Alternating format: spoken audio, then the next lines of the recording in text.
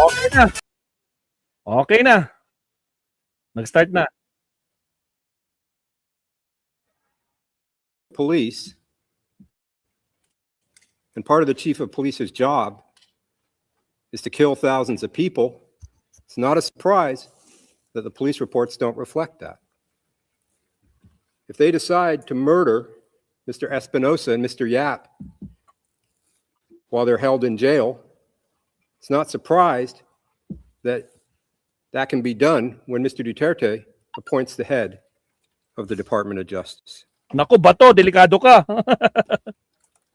Similar, he talked about, again, I'll get to it, talked about neutralize, and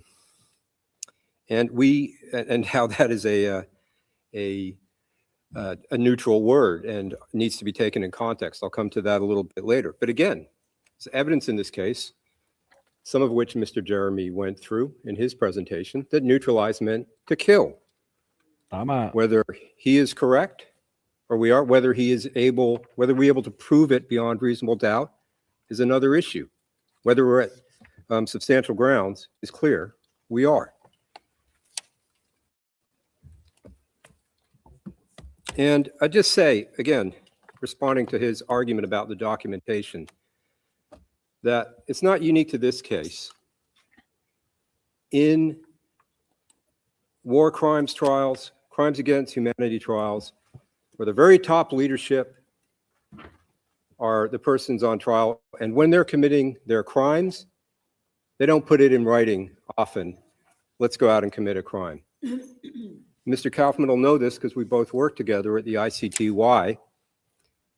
During the trials for Srebrenica and the other Bosnian Serb army crimes, the VRS, every single order that turned out to be criminal, virtually every single order, had in the order from the General Mladic down the chain, respect the Geneva Conventions, treat prisoners of war properly, treat civilians properly in accord with the Geneva Conventions. That was in virtually every order, and it didn't mean anything. It was boilerplate as part of their cover-up. I'll move on to some of his points from yesterday now. He spoke at length in the beginning about Article 7.1 and an alleged problem or inconsistency with the al-Hishri case in our definition of the civilian population in this case. The law is very clear. All that Article 7.1 requires is that an attack is directed against any civilian population. That term, any civilian population in 7.1, is not limited to populations defined by nationality, ethnicity, or another distinguishing feature of that nature. It's a question of fact to be decided by the trial chamber. We have set this out, paragraphs 17 through 20 of our DCC. It is not particularly complicated. It is not blurry or ambiguous. We stated that alleged criminals in the Philippines are the civilian population, which are the object of the attack. That's a factual issue. So the position taken in the al-Hishri case, which is different, obviously completely, factually to this case, is irrelevant. Second, the issue in al-Hishri did not concern the definition of the civilian population. It was about the nexus requirement under Article 7, and whether it is necessary for victims of the underlying acts or crimes against humanity themselves to be members of the population. It was a different issue completely. And we have defined the population in this case. That just reminds me of what he said today at one point. Oh, well, these victims weren't necessarily related to drugs or the war on drugs. Read our brief, read the DCC. It makes it clear that it's criminals, including drug dealers, drug pushers, drug users. The incident I went through incident 3. In my presentation on Monday, I made it clear the victims there in Davao were alleged thieves. That is why they were murdered by Mr. Duterte. Very quickly, he complained or spoke about the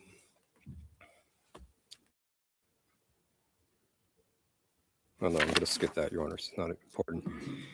Moving on, he also made yesterday multiple comments that were inaccurate about the common plan alleged in the case. First, he said there was no direct evidence that even 2 of the co-perpetrators met in person to discuss the plan, the common plan. Legally, there's no requirement that they do so.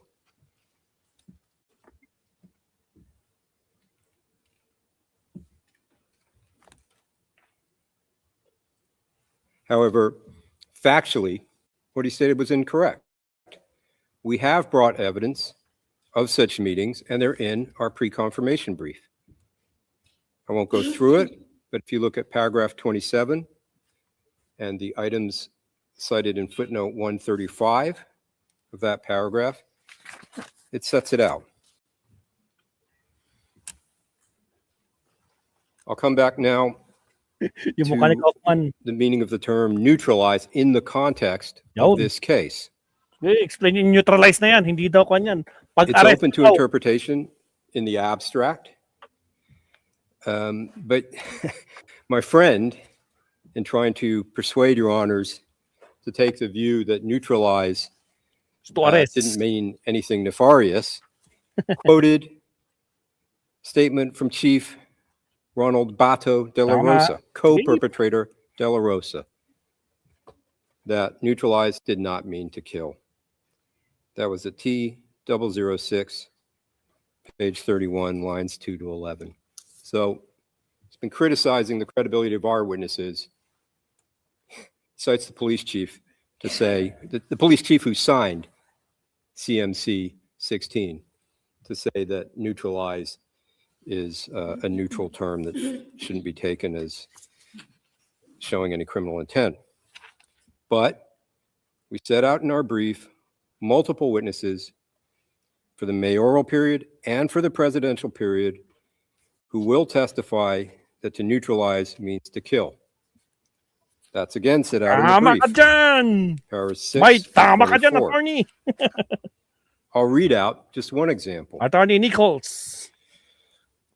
This is ERN PHL OTP 000-15390-R01 at 0011 lines 345 to 346. Question Shout of out. this insider witness. Okay, and the words eliminate and neutralize, what do they mean? Witness's answer, kill. You have to kill, whether it is a legitimate operation or not a police operation. So all of the dancing around about the term neutralize doesn't rise to the level where we would not be meeting our standard for confirmation today. One more example, my friend talked about it today. My friend, This is Kaufman. incident 13, in which the murder victims Tragis. were Mayor Espinosa and Raul Yap. Yung mukha ni Kaufman, tragis na. As we showed on Tuesday, Mangot si Kaufman, mga basat. Mr. Duterte, I won't play the video again, identified Espinosa as involved in drugs and said that he should be shot on sight and tracked down like a dog. And Mr. Kaufman said, yes, but Mr. Espinosa surrendered. And then tried to portray the murder of Espinosa in a jail cell as legitimate self-defense. In a jail cell, there's a shootout. The telling point here, as we said on Tuesday, transcript 5, page 10, lines 9 to 10, in the PRRD list, It was brought up, I believe, in the presentation. These two victims of Incident 13, they are noted as neutralized on the list, not on the day they are arrested, not on the day they go to jail. They're marked neutralized on the days they're killed. So they were neutralized at the time they were murdered, per Mr. Duterte's government at that time. As I said in my submissions on Monday, right from the beginning, we acknowledge throughout his speeches, Mr. Duterte and some of his co-perpetrators, I used the term allies on Monday, Innocent. referred to shoot to kill and self-defense, and that they sprinkled in these references to due process and legality.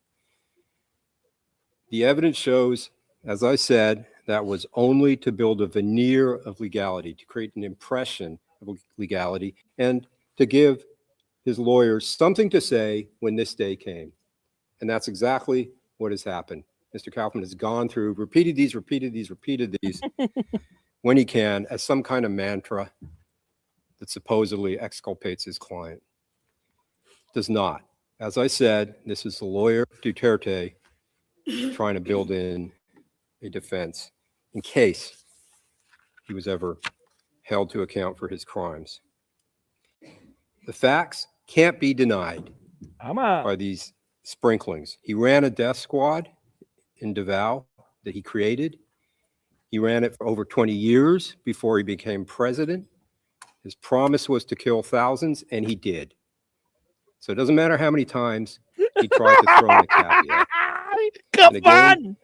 As I said, this is not uncommon in crimes committed by powerful figures. They try to build in the defense. One point Mr. Kaufman made yesterday, My friend, Kaufman. again, showing why this case is ready to go to trial and should not be dismissed. He refers to witnesses providing what he says is exculpatory evidence.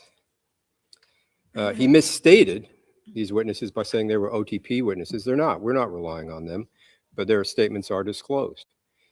We found these witnesses and interviewed them through the process that he portrays as somehow corrupt or biased or I don't know what. They provided exculpatory information, and we disclosed it. And that is somehow meant to say that this case should not go to confirmation. I mean, these witnesses are interviewed under 55-2. They're as suspects. Is it really unusual that when you're interviewing somebody who was involved in the crimes, that they say, I didn't do it? Does that mean that this case should not go to trial? Again, we go to trial. He can call those witnesses. The trial judges will listen to his witnesses, listen to the OTP witnesses, and then decide if we've proven our case beyond reasonable doubt or not.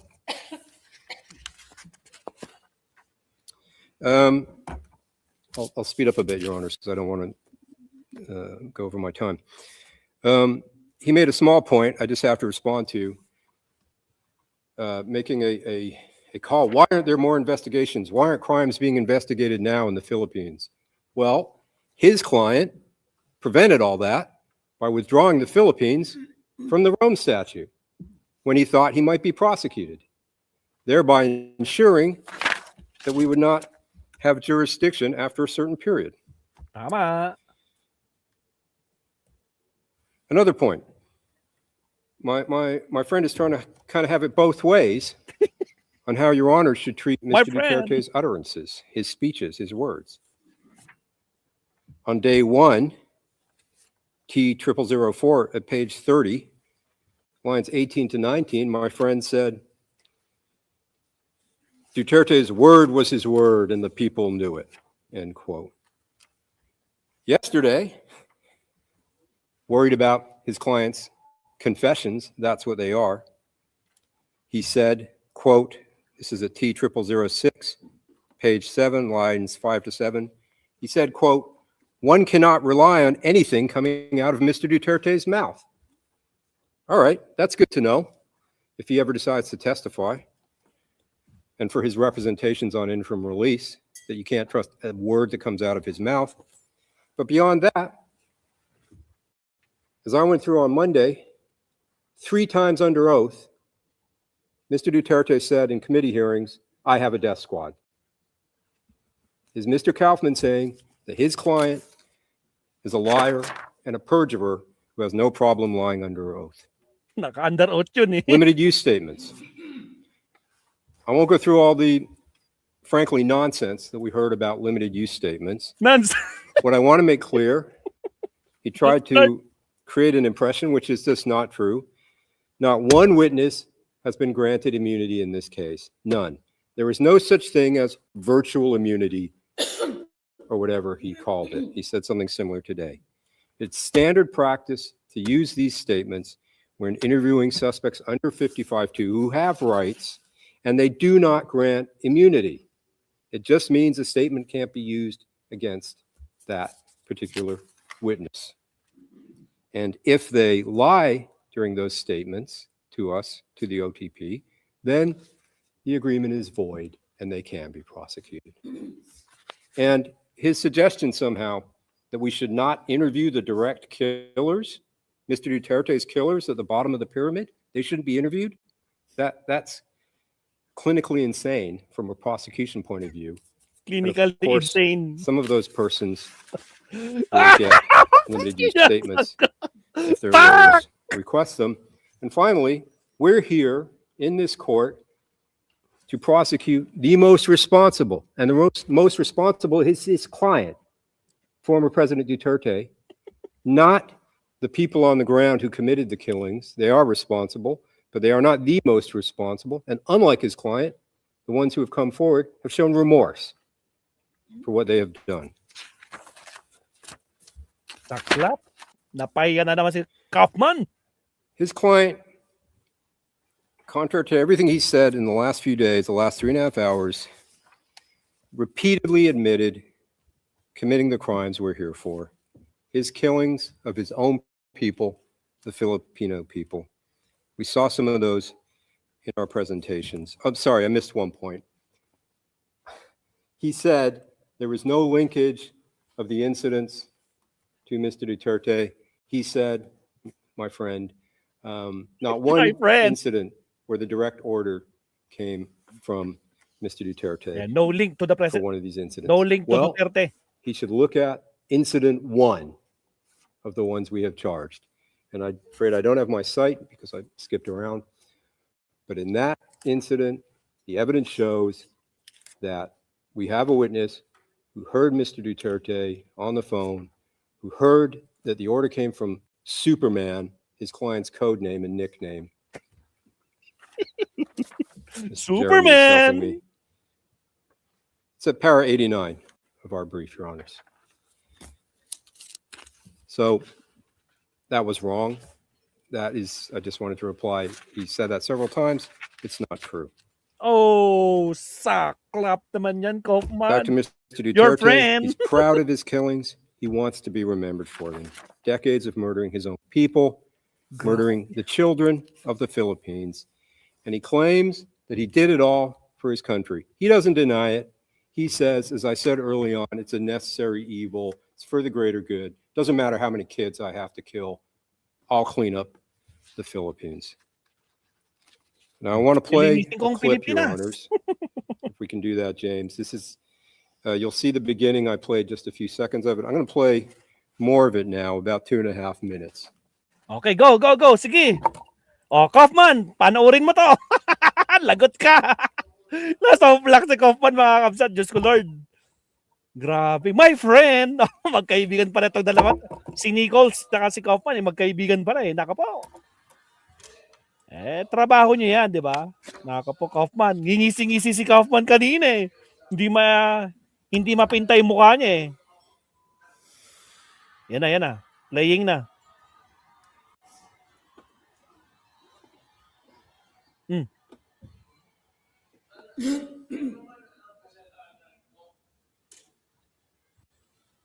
Na ginawa ko man ang lahat sa panahon ko para may konting katahimikan at mapayapa ang buhay ng Pilipino.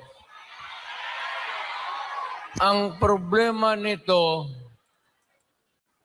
ewan ko kung ang tingin ng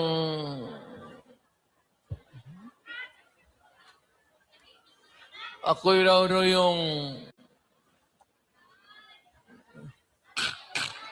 Oh, kill.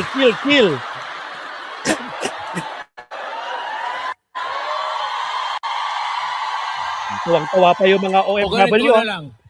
Ganito na lang. O sabi ko, assuming na totoo talaga yung naririnig ninyo, bakit ko ginawa yan? Para sa sarili ko? Para sa pamilya ko? Para sa inyo at ang inyong mga anak sa ating bayan. Ang higain ko na lang sa inyo, total, kung ganito man talaga ang swerte ko sa buhay, okay lang, tatanggapin ko yan. Wala tayong Excuse magawa me, Council, you have 5 minutes left. Hulihin tayo kung ikulong tayo. Kaya lang, in the meantime, mag-contribute kayo, mas kayo $5, $10. Contribute daw kayo, $5, $10. Paglabas ko sa presuhan, paggawaan ninyo akong monumento. Rebulto. Katabi ni Rizal. Ay, Diyos ko Lord, nako po. Si Rizal may hawak na libro Ikaw? Akin. Ganyan daw. Baril. Diyos ko Lord. 5 minutes, 4 what do we minutes. see there? This is essentially Mr. Duterte's farewell speech. It was made on 9 March last year, 3 days before, as he says, he was apprehended. He was not going to surrender, apprehended and surrendered to The Hague. What did we see there? First, I won't repeat it, shows total, utter contempt for this court. Second, referring to, quote, his sin, end quote. He says, assuming that all the talk you hear is true, assuming it's all true, why did I do that? What is the talk that's all true? It's obvious. After he says that, he says, problem is, they think I'm the one who, and the crowd cheers. Again, Lord. he doesn't say it out loud because he knows he's on video. He doesn't want the words there. Assuming I'm the one who killed all these people. So he makes a little motion. Crowd goes wild, and he smiles because he likes that after he's made that statement.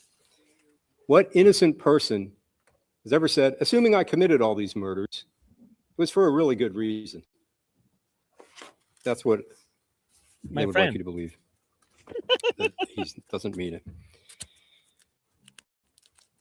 And he says he did it not for himself, not for his family, but for the Filipino people. And it's obvious what he's talking about. He's talking about the murders.